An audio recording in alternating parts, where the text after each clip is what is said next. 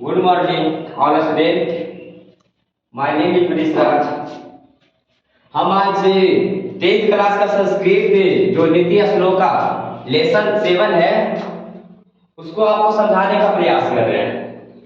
देखिएगा, ध्यान से देखिएगा, क्योंकि आपका बिहार बोर्ड में बहुत ज्यादा इससे क्वेश्चन पूछा जाता है और ऑब्जेक्टिव या सब्जेक्टिव दोनों पूछा जाता है। देखिएगा, इसका हम हिंदी और शब्दार्थ और व्याख्या समझाने का प्रयास करते हैं। नीति श्लोका का लेसन का नाम याद हुआ, क्या बोले?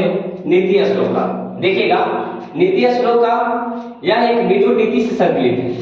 क्या संकलित है? विदुर नीति से संकलित है और एक महाभारत का भाग भी है। नीति श्लोका यह एक महाभारत का भाग है। देखिएगा, इसका हम व्याख्या समझाने का प्रयास करते हैं। कुछ भी होता है, देखिएगा, ये महाभारत हुआ था, क्यों हुआ था, किस लिए, किसके बीच हुआ था, ये थोड़ा सा प्रयास करते हैं। नीति श्लोका क्यों लिखा गया? देखिएगा, महाभारत एक कौरव और एक पांडव के बीच हुआ था। देखिएगा, जब भी युद्ध होता है तो अकेले युद्ध होता नहीं है। जब भी होगा युद्ध तो दो पक्ष के बीच युद्ध होगा। देखिएगा, एक कौरव और एक पांडव के बीच युद्ध हो रहा था। देखिएगा, जिसमें कौरव के लगातार हार हो रही थी। ध्यान से सुनिएगा बातों को।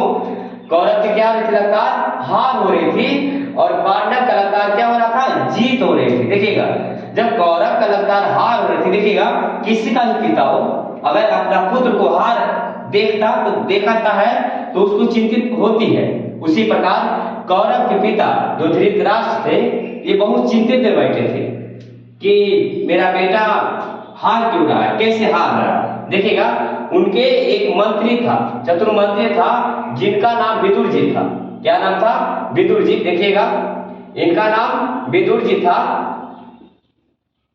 देखिएगा, क्या हुआ कि यही इनके धृतराष्ट्र जी को समझाते हुए इस श्लोक को उन्होंने बताया है। इस श्लोक के माध्यम से धृतराष्ट्र जी को समझाना चाहते हैं। बात समझ है। देखिएगा, जब कौरव और पांडव के बीच युद्ध हो रहा था तो कौरव की हार हो रही थी और पांडव की जीत हो रही थी। तभी इनके पिता चिंतित में बैठे थे। तभी उनके मंत्री आकर समझाते हैं। क्या समझाते? देखिएगा, इससे श्लोक के रूप में उसको समझाते हैं। बोलते हैं, यस क्रियता न विधंति शीतम उष्ण भयरति समृद्ध समृद्धवा समय पढ़ते उचते। देखिएगा, इसका पहले हम व्याख्या, इसका ये जो श्लोक है इसका श्रद्धा लिखने का प्रयास करेंगे, समझाने का प्रयास करेंगे, क्योंकि जब तक आप लोग का शब्दार्थ याद नहीं रहेगा, जब तक आप चाह के लिए हिंदी कर सकते नहीं है। आपको शब्दार्थ याद रहना बहुत जरूरी है, बेहतरीन रूप से जरूरी है। देखिएगा, यस मतलब होता है जिसका। यस मतलब क्या होता है? जिसका। क्रियक मतलब होता है काम। क्रियक मतलब क्या होता है जी? काम होता है। विधंति मतलब डरता है। विधंति मतलब डरता है। फिर से देखिएगा, यस मतलब जिसका, क्रियक मतलब काम, विधंति मतलब डरता है। आगे देखिएगा, होता शीतम। देखिएगा, शीतम, ठीक है, इसको अलग अलग इसका हम तोड़े हैं तो शीतम मतलब होता है ठंड, उष्ण मतलब होता है गर्मी, रति मतलब होता है प्रेम। फिर से देखिएगा, होता है शीतम मतलब ठंड होता है, उष्ण मतलब गर्मी होता है, रति मतलब प्रेम होता है। आगे देखिएगा, होता है समृद्ध। समृद्धवा मतलब होता है समृद्ध से समृद्ध व्यक्ति। देखो, दो लिख दिए, मतलब दो बार इसको बोला, समृद्ध से समृद्ध व्यक्ति। समय मतलब होता है सभी, पंडित मतलब ज्ञानी, उच्चते मतलब कहा जाता है। फिर से मैं समझने का प्रयास करिएगा।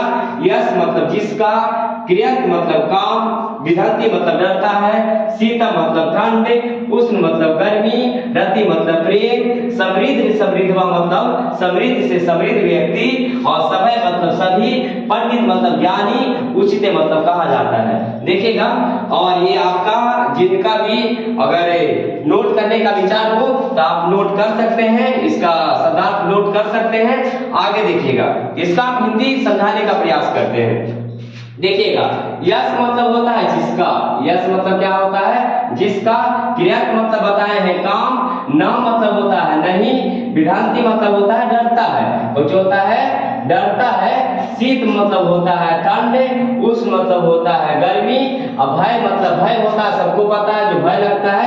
रति मतलब होता है प्रेम। देखिएगा, बोलता है समृद्ध मतलब होता है कि समृद्ध से समृद्ध व्यक्ति। क्या हम बताए हैं? बताइएगा, समृद्ध से समृद्ध व्यक्ति, समृद्ध से समृद्ध व्यक्ति, सभा मतलब होता है सभी, पंडित मतलब होता है ज्ञानी, देखिएगा उच्चते मतलब होता है कहा जाता है, क्या होता है जी, कहा जाता है। देखिएगा ये विदुर जी समझाना चाहते हैं, बोलते हैं विदुर जी धृतराज जी को समझा के कहते हैं कि हे महाराज वैसा व्यक्ति, ठीक है, जिसका काम, वैसा व्यक्ति जिसका काम नहीं तो ठंड से डरता हो, नहीं तो गर्मी से डरता हो, नहीं तो भय से डरता हो, नहीं तो किसी को प्रेम मतलब होता है मोह माया, नहीं तो किसी मोह माया से डरता हो।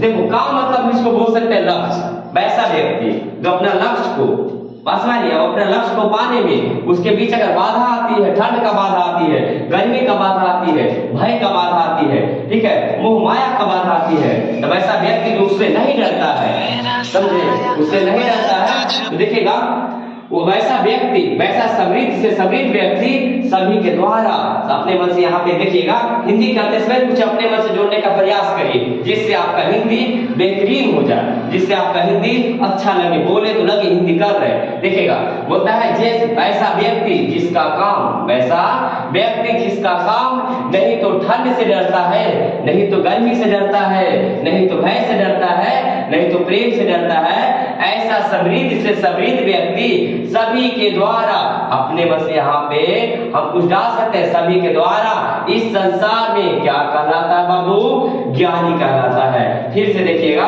बोलता है वैसा व्यक्ति जिसका काम, वैसा व्यक्ति जिसका काम नहीं तो ठंड से डरता हो, नहीं तो गर्मी से डरता हो, नहीं तो भय से डरता हो, नहीं तो प्रेम से डरता हो, वैसा समृद्ध से समृद्ध व्यक्ति, ठीक है, इस संसार में सभी के द्वारा क्या कहलाता है, ज्ञानी कहलाता है। क्योंकि देखिएगा अपना लक्ष्य को पाने समय बहुत सारा रुकावट आता है, अगर किसी चीज को आप पाना चाहते हैं तो बिना संकट के, बिना संघर्ष किए हुए आप किसी चीज को पा सकते नहीं है, उसके बीच में आपको रुकावट आएगी, बहुत सारी बाधाएं आएगी, अगर उसको आप पार नहीं कर पाइएगा तो आप कभी लक्ष्य को पार नहीं पाइएगा। उसी प्रकार ये बताना चाहते हैं, ये कह रहे हैं कि देखिए वैसा व्यक्ति जो अपना लक्ष्य को पाने में युद्ध हो रहा था, किसी प्रकार जितना भी एक तो लक्ष्य है, अगर ये जीतते हैं तो इनका जितना लक्ष्य है, इनका भी जितना लक्ष्य है, लेकिन पता है कि दोनों का ये कोई हार होगा कोई जीत होगा, लेकिन अपना लक्ष्य पे सब कामयाब वही बोलना चाहते हैं कि देखिए अगर कौरव अपना लक्ष्य को बेहतरीन तरीका से अगर अच्छा से अगर अपने लक्ष्य को पाना चाहते हैं तो उनके बीच जो बाधाएं आती है, उसके बीच जो समस्या आता है उसको पार करना होगा। अगर पार नहीं कर पाते हैं तो अपने लक्ष्य को कभी पार नहीं पाएंगे, नहीं प्राप्त कर पाएंगे। उसी प्रकार कहते हैं कि वैसा व्यक्ति जो, फिर से देखिएगा हिंदी करने का प्रयास करते हैं, वैसा व्यक्ति जिसका काम नहीं तो ठंड से डरता है, नहीं तो गर्मी से डरता है, नहीं तो भय से डरता है, नहीं तो मोह माया से डरता है। पासनारी है वैसा समृद्ध से समृद्ध व्यक्ति सभी के द्वारा इस संसार में क्या कहलाता बाबू, ज्ञानी कहलाता है। और व्याख्या बोलना चाहते हैं, सुन लीजिएगा।